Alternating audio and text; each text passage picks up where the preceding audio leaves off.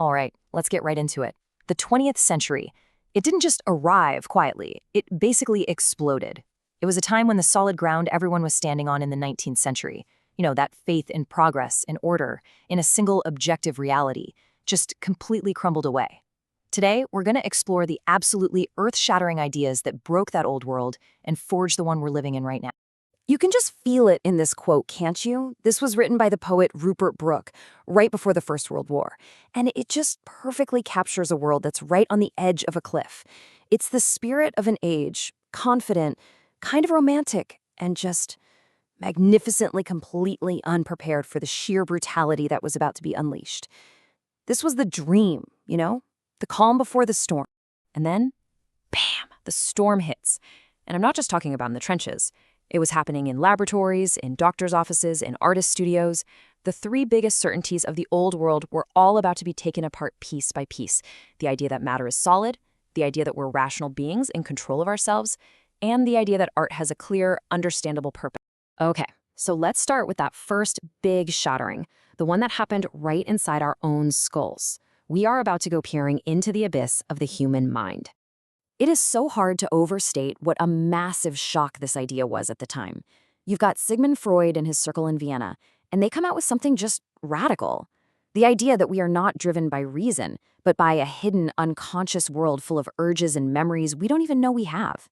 It was like a declaration that we weren't even the masters of our own house. Imagine hearing that for the first time. But here's the thing, this brand new science of the mind, it fractured almost immediately. For Freud, the unconscious was like a dark basement in your own personal house, filled with all your secrets and repressed memories. But for his chosen heir, Carl Jung, oh man, he saw something way bigger, way weirder, a collective unconscious. A kind of shared memory bank of myths and symbols that connects every human who has ever lived. Freud was absolutely horrified. He thought Jung was turning his precious science into mysticism, and their split was public, messy, and bitter. And of course, this stuff didn't just stay in the clinic. The artists, they grabbed these ideas and just took off. You had composers like Strauss digging into ancient myths like Electra to explore these primal, dark, unconscious urges. You had writers like James Joyce who completely shattered the traditional novel just to show you what the chaotic, messy, unfiltered inside of a person's head really sounds like. Art wasn't just about making pretty things anymore. It was about confronting the weird, unsettling truths lurking just under the surface. So, while our inner worlds were being turned upside down, something just as profound was happening to the physical world around us. At the very same time the mind was being unlocked, the atom, the thing that was supposed to be the bedrock of all reality, was being split wide open. The comfortable, stable view of the universe just got chipped away piece by piece. First, way back in 1897, J.J. Thomson finds the electron, which, proves the atom isn't the smallest thing after all. Then, you fast forward to 1919. A physicist named Ernest Rutherford does a deceptively simple experiment and gets a result that should have been completely impossible. So what was this impossible result? Get this. For the first time in history, a human being changed one chemical element into another.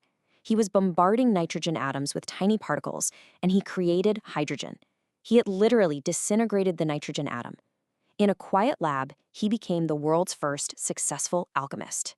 And believe me, Rutherford knew exactly how big this was. He actually said these words to a government committee, basically defending why he was busy with his research instead of his official wartime duties. He just knew that splitting the atom was going to change the world more profoundly than any war ever could. And what's so wild is that this shattering of reality wasn't just happening in the lab. It was like it was in the air. At the exact same time physicists are literally breaking apart matter, you've got artists like Picasso and Braque doing the exact same thing to vision itself. With Cubism, they were shattering perspective on the canvas, showing you an object from all sides at once. It was as if the entire culture was suddenly compelled to tear down the surface of things and see what was really going on underneath. And this is where the story takes a really dark turn. Because these huge revolutionary ways of thinking, they didn't stay abstract. When people started applying these new scientific ideas, not to atoms or to minds, but to entire societies, the consequences were just terrifying. This right here is the core idea of something called social Darwinism. Basically, the thinking went like this. Hey, You know Darwin's theories about struggle and survival of the fittest in the animal kingdom? Well, let's just apply that to human beings. And they weren't just saying you could do it, they argued that you should apply it directly to politics and how societies are run. And from this sprang this grotesque, ugly pseudoscience of race. You had thinkers who dressed up their raw bigotry in the language of biology to make it sound legitimate. Gobineau claimed racial mixing was dysgenic, that it would lead to collapse. This guy, Lapouge, was literally getting out calipers to measure people's skulls to prove who was superior. And the scariest part, this wasn't some fringe idea.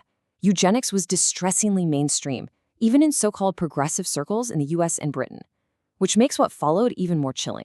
What's so disturbing is the cold, step-by-step logic they came up with. People like Alfred Plotz, whose work, by the way, was read by a young Adolf Hitler, laid out the whole playbook. First, you use science to label certain groups as weak or inferior. Then you argue that things like compassion and protecting the weak are actually harming the race. And that leads to the final terrifying step. You propose solutions to deal with these so-called undesirable populations. And let's be crystal clear, this wasn't just some theory that stayed in books. Hitler and the Nazi ideologues like Alfred Rosenberg, they seized on these ideas. They used this language to reframe an entire people.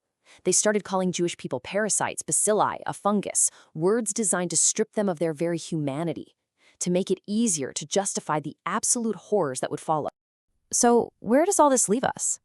Well, the truth is, we are living in the fallout of this century of shattered certainties. We've inherited both its brilliant, shining breakthroughs and its absolute catastrophic failures.